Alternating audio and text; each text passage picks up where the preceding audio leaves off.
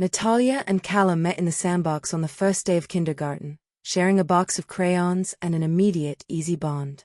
By the time they reached elementary school, they were inseparable.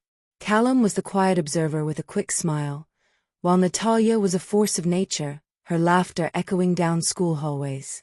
They spent summers riding bikes until the streetlights came on and winters building snow forts. As they transitioned into middle school, Natalia's focus shifted towards the violin.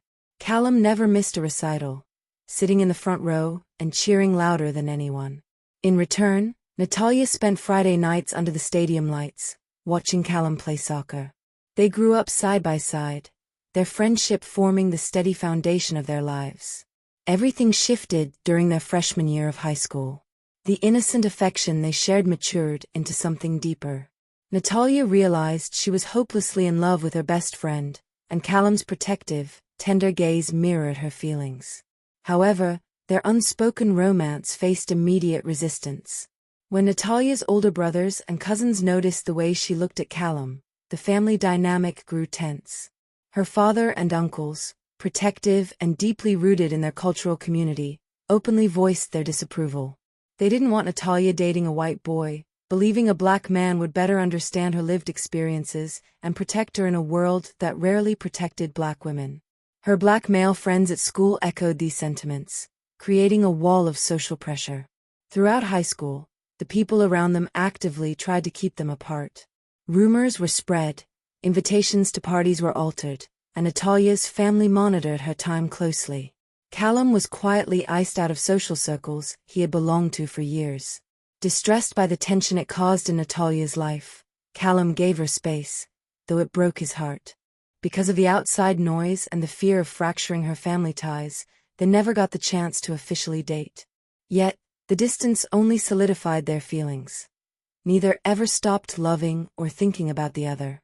Graduation brought a definitive physical separation.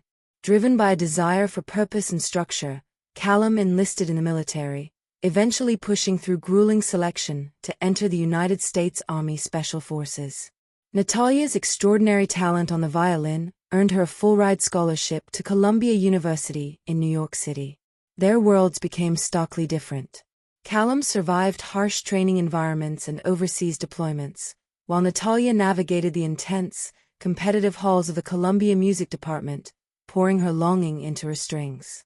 Despite the miles and the frantic pace of their new lives, they never truly let go. When life wasn't too busy, they kept in touch via social media. A brief direct message from Callum wishing her luck before a major concert, or a quick comment from Natalia on a photo of Callum in his dress uniform, served as their quiet lifelines. Each notification was a silent reminder that the bond forged in a kindergarten sandbox had survived the pressures of high school, waiting for the right moment to finally breach the distance. If you're new here, welcome. We would love to have you join our community that positively represents Black women and Black girls. We bring real-world awareness and perspective while upholding cultural integrity and respect in a world that hypersexualizes and heavily stereotypes Black women. Okay, let's get back to the story. While Natalia was performing solo pieces in the grand concert halls of New York, Callum was navigating the harsh, unpredictable terrain of a Special Forces deployment. During a high-stakes night operation, his unit was ambushed. An improvised explosive device detonated near his position, throwing him violently to the ground. Shrapnel tore through the air, and a jagged piece of metal pierced his skull, lodging deep within his brain. He was medically evacuated to a military hospital, where a team of top neurosurgeons delivered a sobering verdict. The piece of metal was resting dangerously close to a critical artery. Attempting to surgically remove it would kill him instantly. The only option was to leave the shrapnel in place, monitor it closely with regular scans, and pray it never shifted. The injury permanently ended his military career, and he was medically retired from the army. The physical pain was immense, but the heartbreak of losing his brotherhood and his purpose was even worse. Back home, Natalia's family remained completely unchanged in their convictions. Distance and time had not softened their stance on Callum. In their eyes, his medical retirement changed nothing, and they were more determined than ever to steer Natalia's romantic life. Her brothers and father actively set up elaborate double dates, invited successful black professionals to family dinners, and constantly pushed her toward eligible black men within their social circle. They praised these men for their stability and shared culture, completely blind to the fact that Natalia's heart was still thousands of miles away. Despite her family's relentless matchmaking efforts, Natalia's mind was consumed by Callum. Callum kept the truth of his injury hidden from Natalia, refusing to burden her with his pain while she was pursuing her dreams at Columbia. Instead, after being medically discharged from the army, he packed a single bag and bought a one-way ticket to New York City. He knew the jagged metal in his head was a ticking time bomb, which only made his urge to see her more desperate. He arrived in Manhattan on a crisp autumn afternoon, the towering skyscrapers a stark contrast to the desert landscapes he had left behind. He timed his arrival perfectly with her final student recital at the Columbia Conservatory. Pushing through the heavy glass doors of the concert hall, Callum slipped into the very back row, blending into the shadows. When Natalia walked onto the stage, her beauty took his breath away. She wore a deep emerald dress, her hair pinned back, looking every bit the professional virtuoso. When she drew her bow across the strings, the music was fierce and hauntingly beautiful, carrying a deep, unspoken longing that resonated straight to Callum's core. As the final note faded, the auditorium erupted into thunderous applause. Natalia smiled, bowing gracefully, but as her eyes swept across the crowd, she froze. Standing at the back of the auditorium, wearing a simple dark jacket, was Callum, her breath caught in her throat. Breaking all protocol, she handed her violin to her instructor and ran down the center aisle. Callum stepped forward just as she threw her arms around his neck, burying her face in his chest. Holding her tight, Callum closed his eyes, the constant throbbing in his head fading into absolute nothingness just from the warmth of her embrace. For the first time in years, the outside world, her family's prejudice, and his own physical trauma did not matter. Callum hid his severe physical symptoms by dismissing them as simple tension headaches from adjusting back to civilian life. Whenever a sharp, blinding pain flared in his skull, he would subtly rub his temples, blame the bright city lights, and quickly redirect the conversation back to her. For their first official date, Callum took Natalia to a quiet, dimly lit Italian bistro tucked away in Greenwich Village, knowing the soft lighting would help soothe his throbbing head. They sat in a cozy corner booth, sharing a bottle of wine and talking for hours about everything they had missed. For a few hours, the looming threat of the metal shard in his brain disappeared, replaced entirely by the warmth of her laugh and the gentle touch of her hand across the table. The peace was shattered the very next morning. One of Natalia's cousins, who also lived in New York, spotted the two of them walking hand in hand near the Columbia campus and immediately called her father. Her family was instantly furious, and the phone calls began flooding Natalia's phone before noon. Her father and brothers were outraged that she was seeing Callum again, especially now that she was an adult building a prestigious career. They accused her of throwing away her future and ignoring their guidance, demanding that she cut ties with him immediately. Her father even threatened to cut off her living expenses in the city if she continued to defy them, completely unaware that Callum was fighting for his life, and that Natalia was the only thing keeping him grounded. Natalia refused to let her family dictate her heart any longer. In a fiery phone call, she stood her ground against her father and brothers, declaring that she chose Callum and would find a way to pay for her own living expenses. Infuriated by her defiance, her father and two older brothers bought immediate flights to New York City, determined to intervene in person and force her away from him. 2 days later, the confrontation exploded in the lobby of Natalia's apartment building. Her family intercepted the couple as they returned from an afternoon walk. Her father stepped forward, his voice booming with anger as he demanded Natalia pack her bags. Her brothers surrounded Callum, shouting accusations, calling him a distraction, and telling him he had no place in her life or her culture. Natalia stepped directly between her brothers and Callum, her voice shaking but resolute as she yelled at them to leave him alone. The intense stress, the shouting, and the spike in blood pressure became too much for Callum's fragile neurological state. The shard of metal in his brain, triggered by the soaring pressure, caused a sudden, catastrophic shift. Mid-argument, Callum's vision blurred into total darkness. A white-hot agony pierced his skull, causing him to lose his balance entirely. He dropped to his knees, clutching his head, a sharp groan escaping his lips. Before anyone could react, his body went rigid, and he collapsed onto the marble floor of the lobby, slipping into unconsciousness. The shouting instantly stopped. Natalia screamed, dropping to the floor and cradling Callum's head in her lap, begging him to open his eyes. Her father and brothers froze in shock, the anger draining from their faces as they realized something was deeply, terribly wrong with the young soldier. The emergency room door swung open, and the lead neurosurgeon stepped out, his face grim.